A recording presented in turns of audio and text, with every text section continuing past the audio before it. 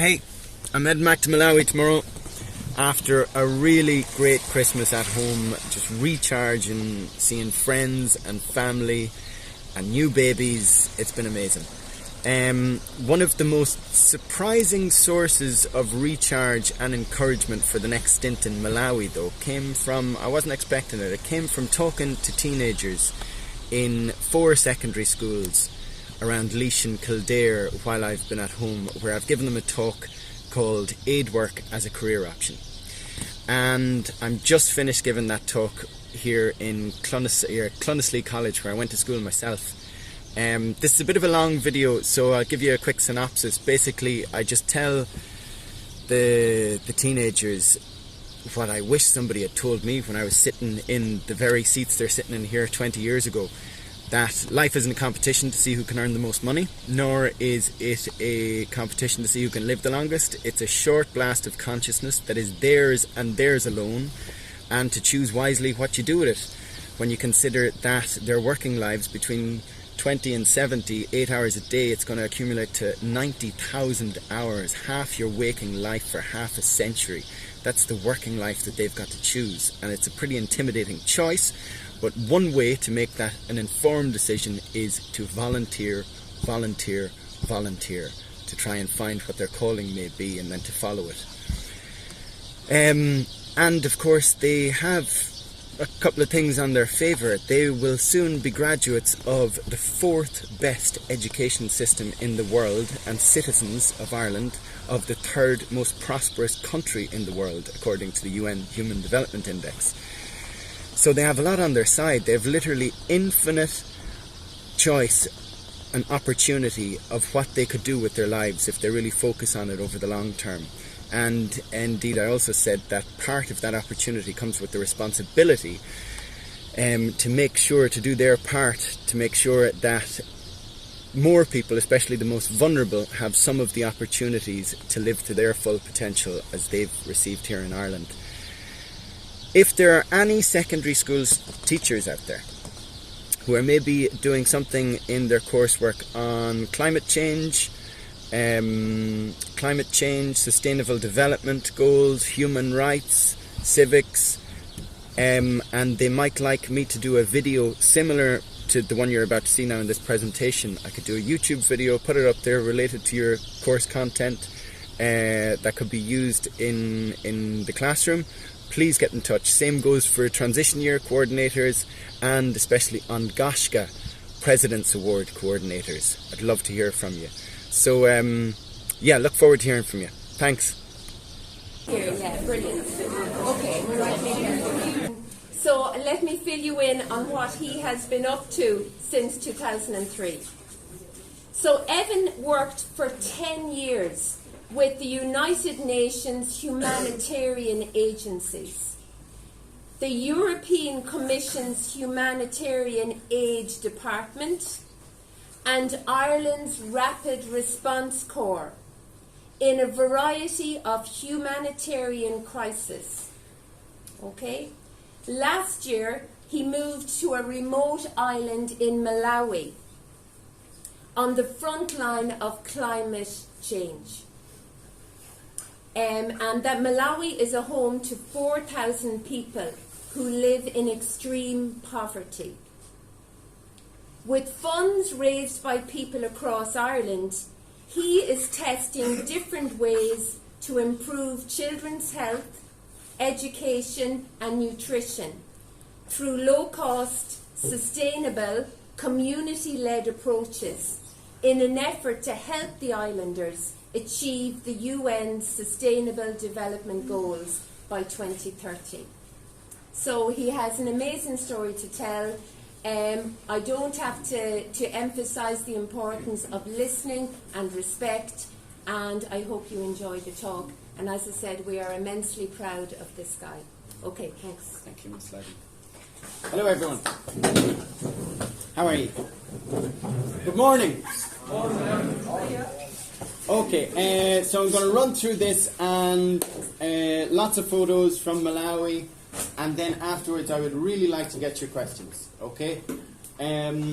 I'm no longer working for the United Nations or the European Commission or Ireland's Rapid Response Corps. I am now working for a small community-based organisation that I have created with my sister, Ulemu, which in Chichewa, the language that's the most widely spoken in Malawi, means respect.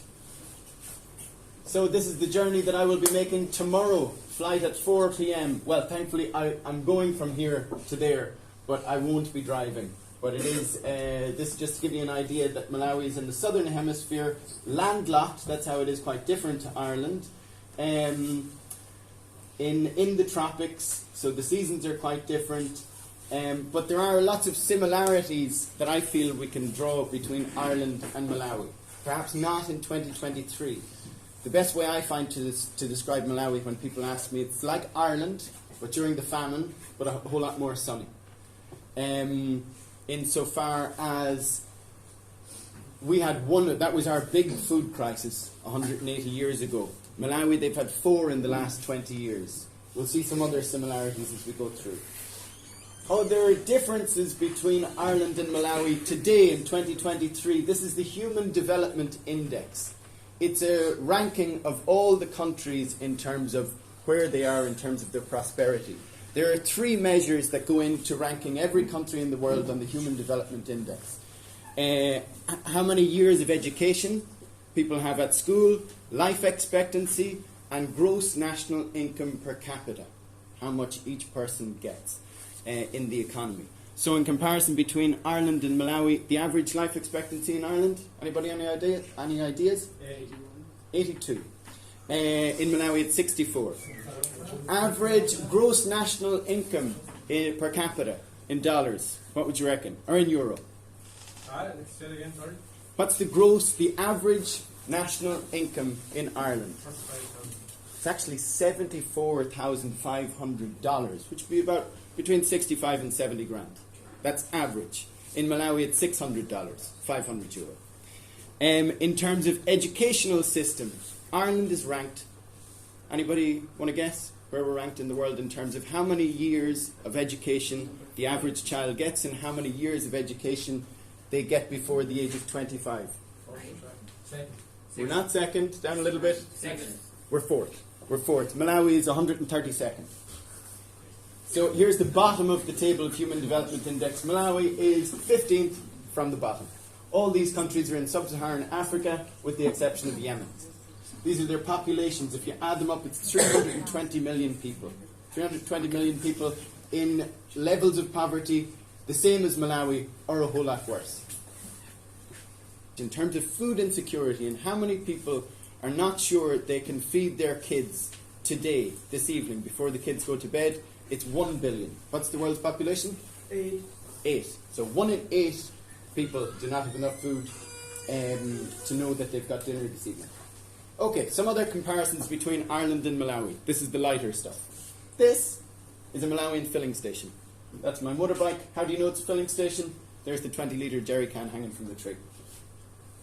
This is the nearest police station to where I live. There are 10 officers here.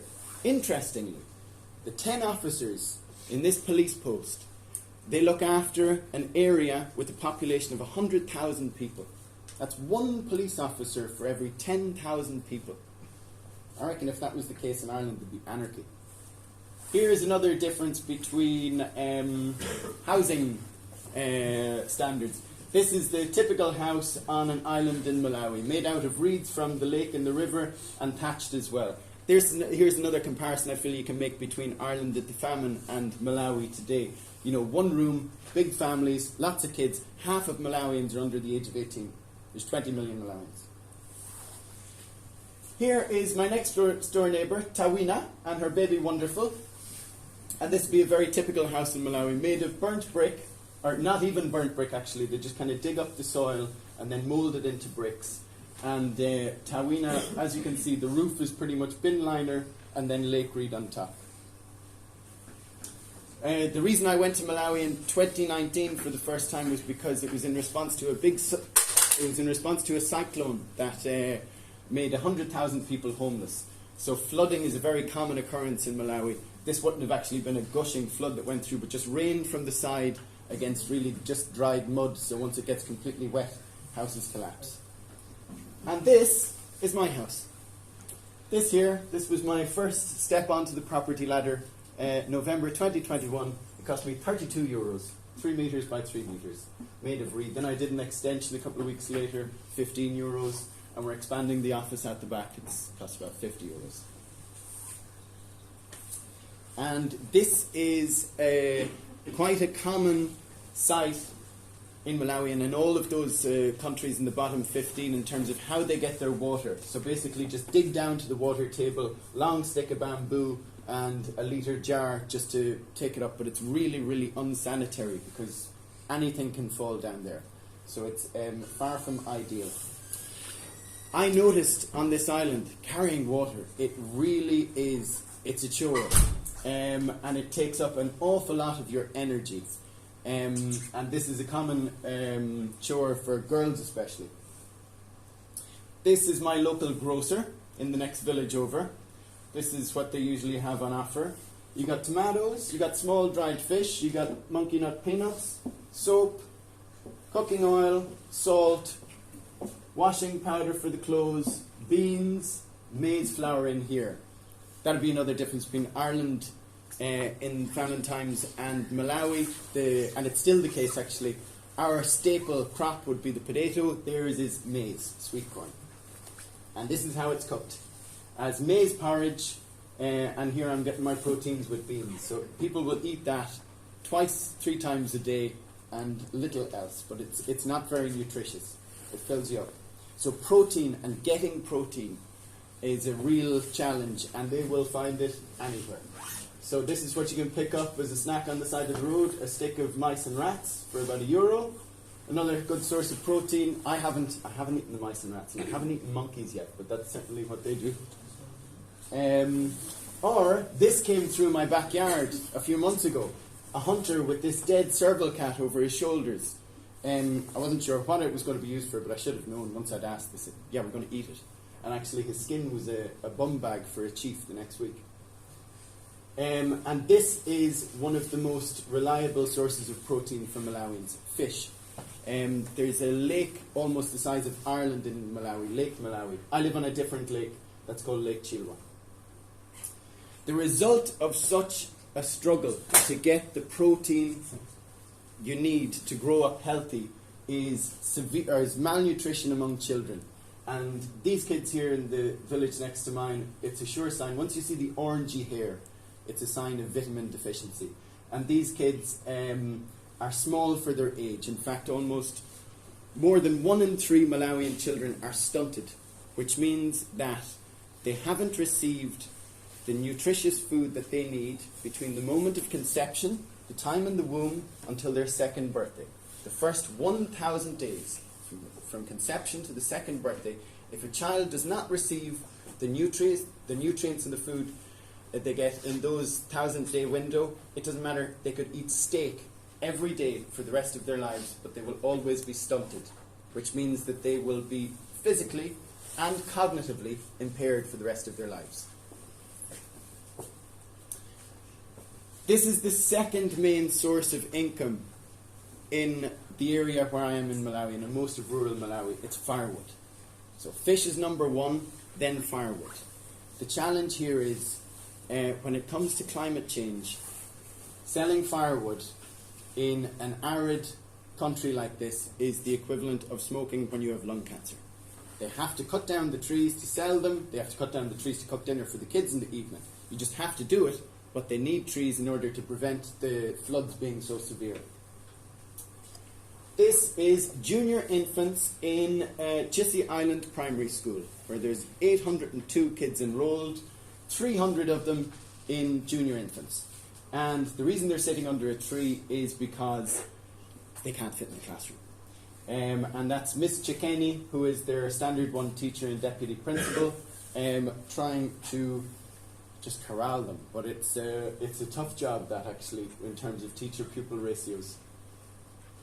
As a result of a lack of access to nutritious foods, and also because the quality of education you can receive while sitting with 300 other people your age under a tree with 1 teacher, a lot of kids work to put food on the table and don't go to school. and they have a bit of fun doing it. In terms of healthcare, this is a woman who came to me and said, I've got a pain in my eye, and she knew I gave out medicines for some conditions. What the doctors that I have in a WhatsApp group were much more interested in was the state of her fingers. She actually had leprosy that's gone untreated since the 1990s. So this is the level of health system failures as well. This is a common sight you'd see on children's heads, just fungal infections that are untreated, despite medicines really not costing more than a couple of euros to fix this one. This is a really sad story. This sad story and one other sad story, and then I promise it will start to look a bit brighter. This kid, he is 4 years of age, he lives on the island where I live. His name is Aubrey, and you see his pupils are bright blue. He's got congenital glaucoma. He is nearly completely blind, and soon he will be completely blind. It's a pity because it's treatable. When he was born, he already had this problem, and he was referred to a hospital in one of the main cities in Malawi when he was 1 month old. He went there, he got the checkup. He was told, yeah, okay, this is a serious problem, we need to treat you. Come back in a month's time. But then, because of the transport costs, which would have been about 40 to 50 euros, the mother couldn't return, and Aubrey will soon be completely blind. One more sad story. This is Mianda. She's 8 years of age, and here's another comparison between Malawi now and Ireland in famine times. Does anybody know the song Molly Malone? How did she die? She died of a fever. No one could save her. That's how Molly Malone died. Same with Mianda. The truth is, in Malawi, because so many people die, and it's just they don't look for answers. But the answer to this one was probably that she had malaria, and she could have been saved for the cost of transport to a local clinic and €2 of medicine. Who here is familiar with the document called the Universal Declaration of Human Rights? Yeah? Approximately, does anybody know what time it was written?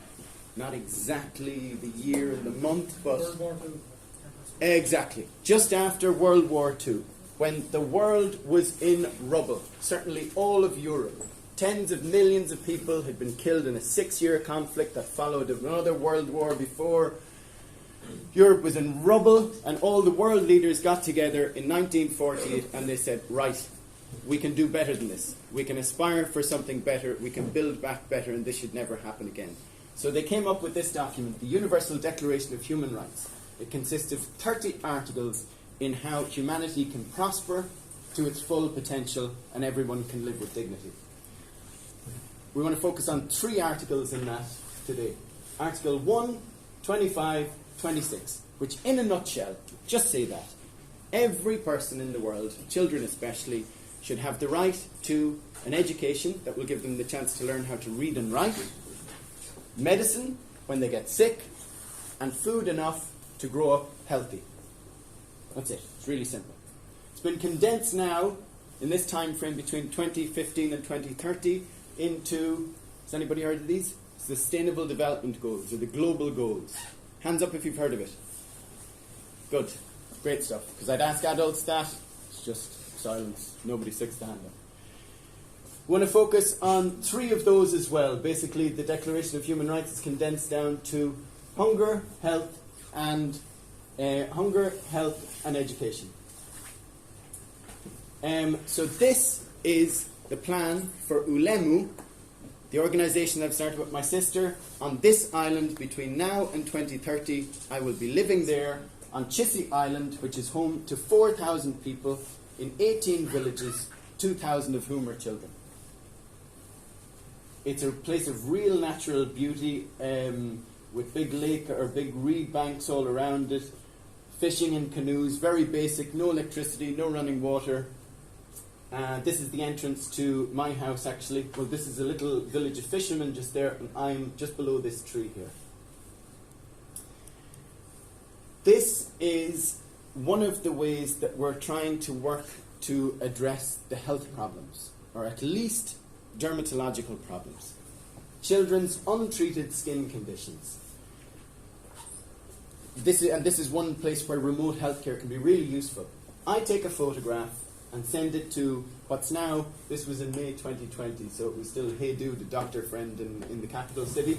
But now there's a group of 50 dermatologists in a WhatsApp group, in America mostly, who, if I send them a description of the case, they say, oh yeah, that child needs this medicine, and it can be addressed. And we're working at it. It's about €5.10 per case to treat different skin conditions like this. This is a baby from the village where I live. It's my next door neighbour, actually, Chimwemwe. This was at about when he was 4 days old, and his parents came to me and they said, look at his eyes kind of sticking together. Sent it away in the WhatsApp group. We've got another one for ophthalmology, eye doctors. And they said, that is neonatal conjunctivitis. Conjunctivitis in adults isn't so serious, but in newborn babies, it's very serious. That baby needs to go to a hospital, he said. €20, went to the hospital, came back a couple of days later, taking the medicine, still looking like this. We were kind of worried, sent another message to the ophthalmology group, go back, change the medicine, another €20 for transport costs. A couple of days later, baby's fine. €40 for that one. This little one, Alicia, wasn't sure with their mother if it was a wasp sting, which is quite common there and causes the eyes to swell up as an allergic reaction. Showed it to the doctor, and the doctor said, no, that is... I actually can't remember what it is. Doesn't matter. I'm not a doctor. I'm just the person who's doing the communicating. A couple of days later, €5 course of antibiotics, baby's fine. And this is what the doctor sent to me in a message afterwards. Hey Evan, felt funny to say this in the WhatsApp group, but you honestly saved that kiddo's vision. My understanding of preseptal cellulitis, that untreated, it will develop into orbital cellulitis, and the child would likely have lost that eye. €5. This one here, and we've done 200 cases of kids coming to my house with malaria in 2022. Kids come like this, mother's worried, with the health card from the local clinic, 50 cent for a malaria test. It's kind of like a COVID test, but it's a pinprick of blood. €1.50 for the medicine. €2 malaria treatment. And this is the plan with Doulemmer.com, and I'm certain there's a couple of your parents or relations or something who've already given money for masks to Malawi, which I was fundraising for Malawi in 2020. And maybe, has anybody here brought in any Lego, or given any Lego to... Yeah, good. Good stuff. Happy to hear it. So we've been working on Lego fundraising, and so... but the point here is that we're trying to do things at the lowest possible cost, because those sustainable development goals that the world has to reach by 2030, currently, with current rates of progress and all the big agencies and governments and the funding, it's not going to happen. So we're trying to find a way to do it at a micro level within the community at the lowest possible cost, so that it can be scalable, so that it can be replicated by other communities around at an affordable cost. So, for example, here's the preschool nursery at my house. We had 23 learners up until October, when the new school year began. They're not writing on pens and papers and copybooks. It's a plywood sheet that is cut into little rectangles and painted black on one side. The whole thing works out at about €10 for 30 little chalkboards. On the nutrition end of things, beans as much as possible. We don't have to kill every animal that's on the island, and they're still a good source of protein, and as much as possible we will buy them from farmers who live on the island.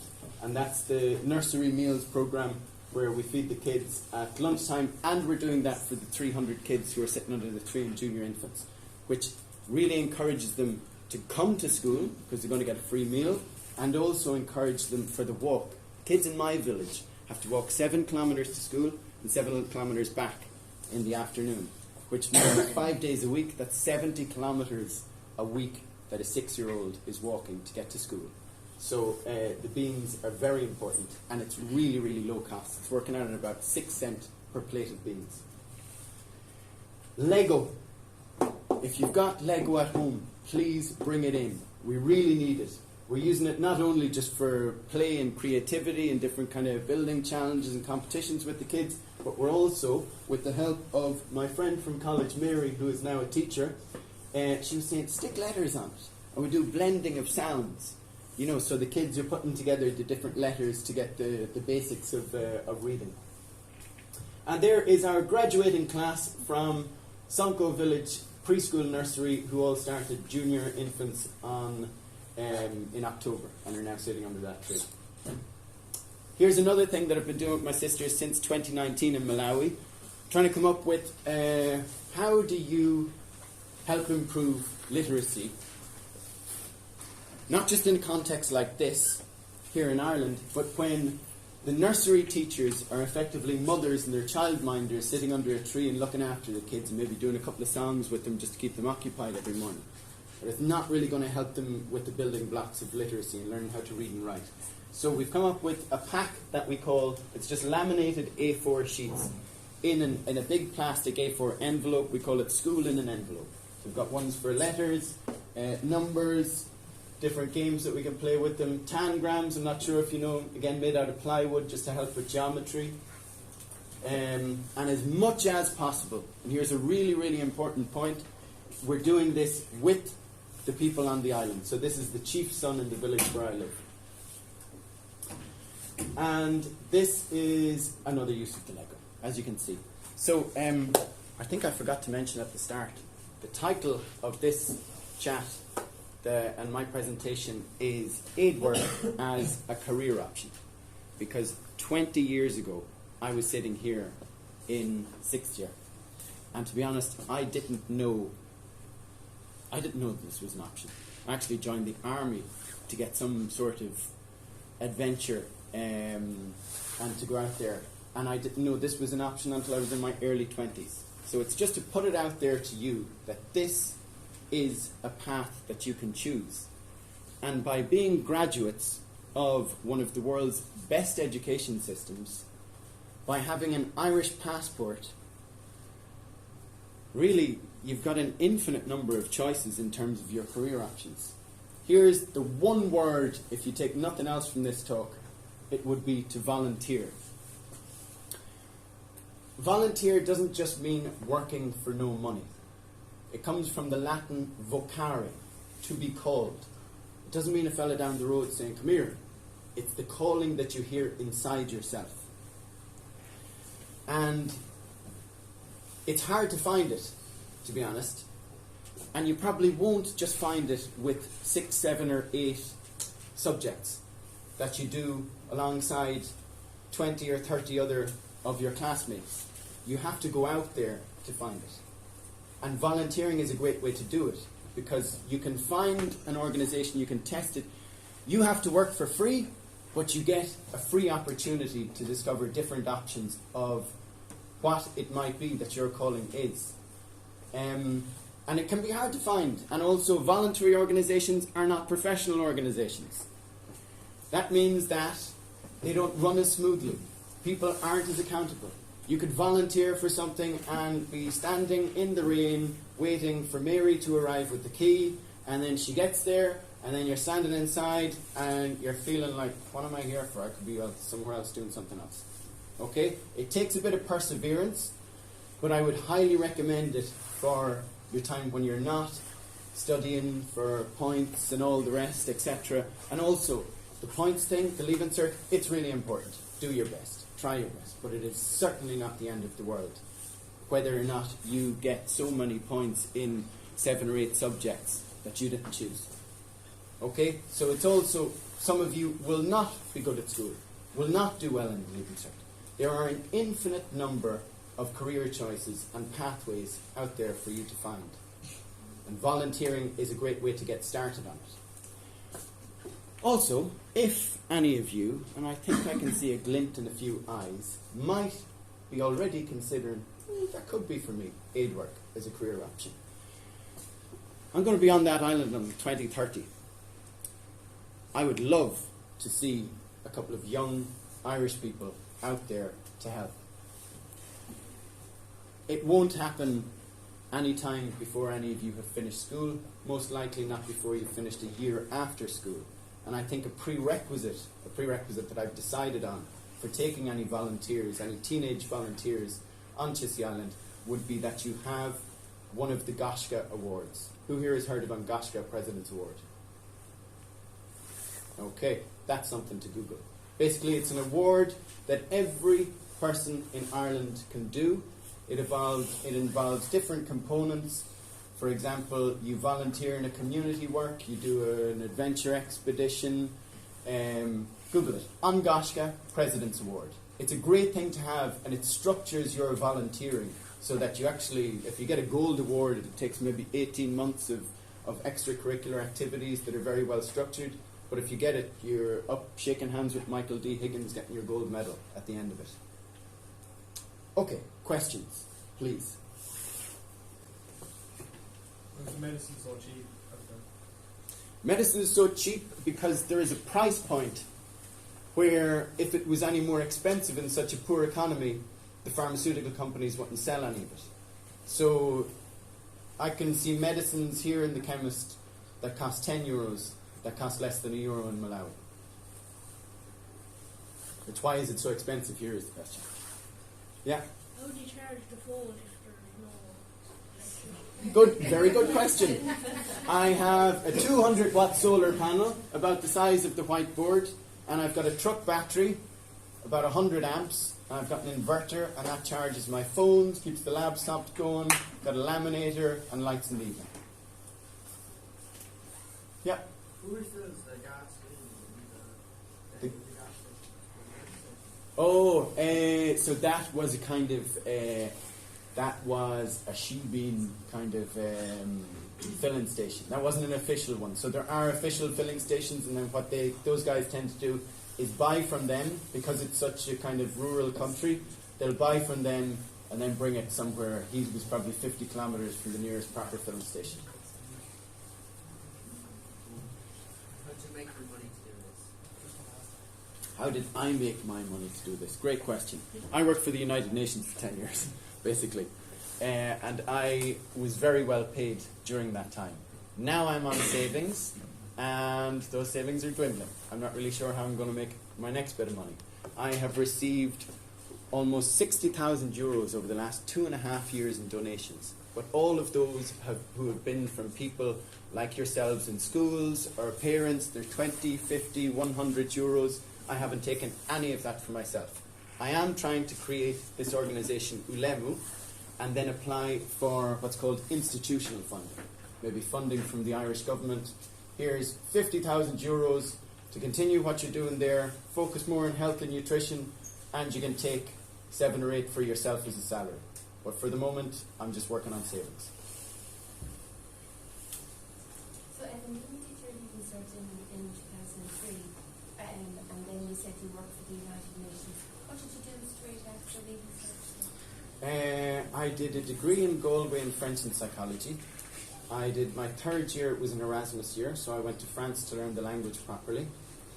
Then I volunteered for the last year in India in a slum school there with an organisation called SUIS.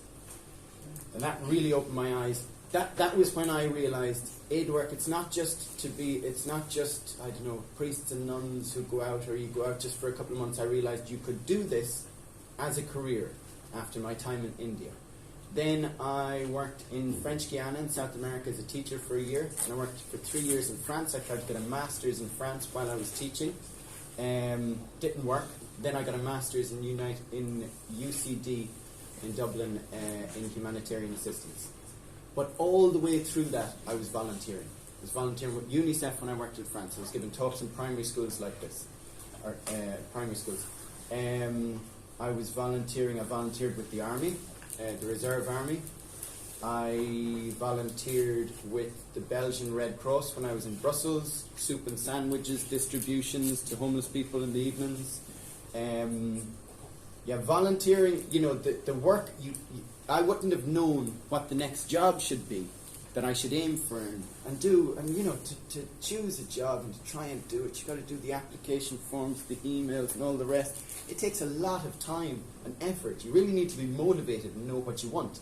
And it was the volunteering, basically the free work, that told me that's what I want to do. That's what I'm going to keep chipping away at until I get there.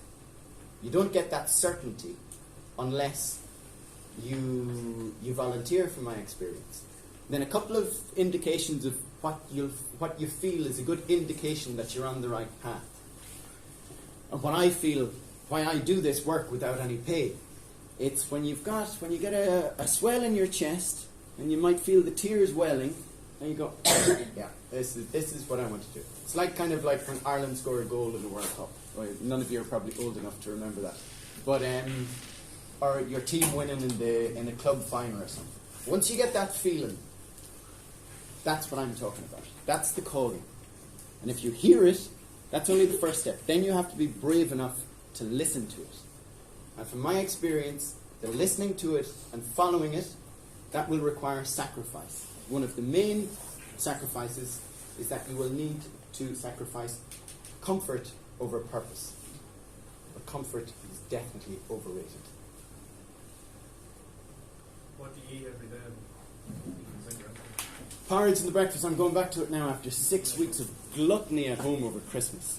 I'm going back from tomorrow. Well, no, it'll take a day there, but from Friday it will be porridge in the morning with a big lump of peanut butter and a big bowl of porridge and peanut butter and a bit of milk in a plastic bag. It's that UHT milk. We have the nicest milk and butter in the world in Ireland.